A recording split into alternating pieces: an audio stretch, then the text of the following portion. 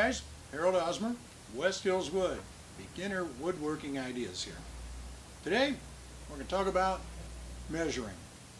Measuring is key to accuracy, all right? Sometimes it doesn't really matter. I mean, if you're just going to make a box, and you just want it about this big by about that big, so long as all your pieces are cut to the same size, or at least relative same size, you're fine. Doesn't matter if it's 12 inches or 11 and a half inches, that kind of thing. Where you're trying to fit something into a specific spot, accuracy matters a lot. And then you're going to want to be able to measure everything properly and go from there. There's a ton of things you can do to get out there and buy measuring tools. Some of the most common ones, you got these measuring tapes, these kind of things. And we've seen these all the time. You probably used them.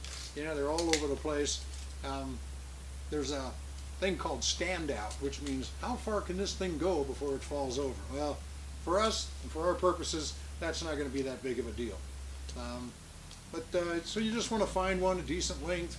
12 to 15 feet is good. This one happens to be 25, as does this one. You want to make sure, though, I mean, they're not all created equal.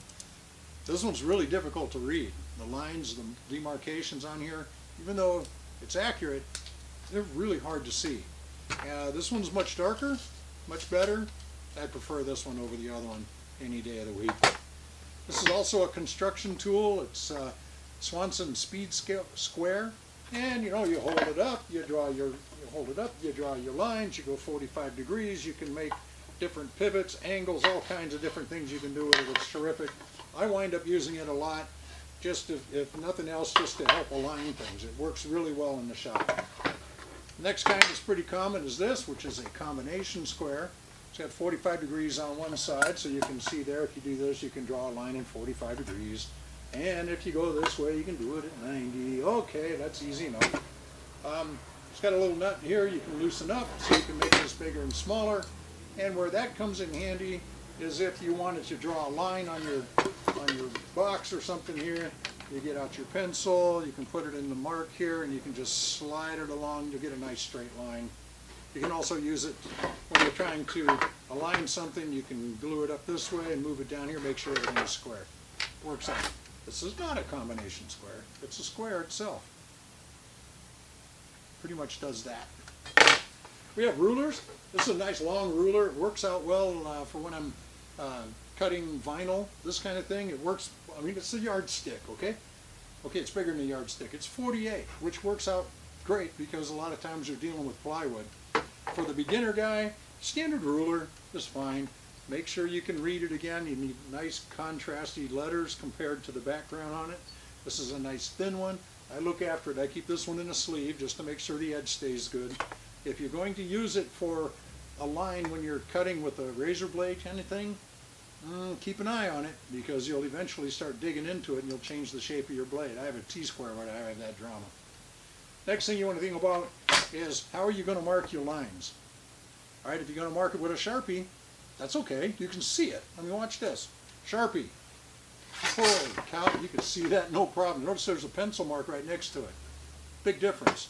The only thing is, if accuracy matters to you, you're going to want to know exactly where you're cutting in relation to the line that you draw.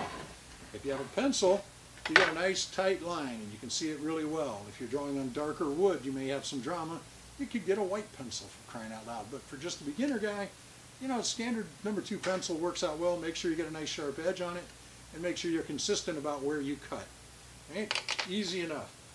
A couple other things I do if I'm going to make a lot of holes in something. For instance, here's a guide.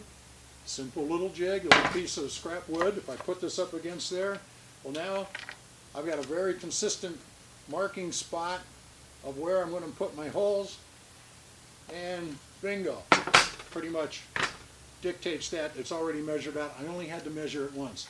A couple of those guys, I think it's Norm or somebody on the TV there, they say, don't measure unless you have to. Well, true story. Or just measure once and come at it later. Here's another one that I use sometimes. This will tell me where the line is, and that works inside of a piece. Sometimes if I have a big repeatability sort of issue, I have a nice line here, a nice line there, and I'm going to have to use that up against the edge. So if I'm doing a lot of that, it works out well. If you're a beginner guy, and you're making these small projects, you can make a jig like this smaller. I mean, why not? You know, I have one here that marks out corners, this kind of thing. So every time I lay this up here on the board, I'm going to be able to mark that same spot every time. Right? Well, you can do the same sort of thing. If you start making small boxes, you can make a small little jig like this, just a repeatability kind of thing, so you always hit the spot. This way you only have to measure it once instead of every single time you pull it out. Right? A little bit of practice, you'll get right there. No problem at all. It's not that hard. You can figure this out. And I'm rooting for you. And keep your fingers attached. Harold Osmer, West Hills Wood.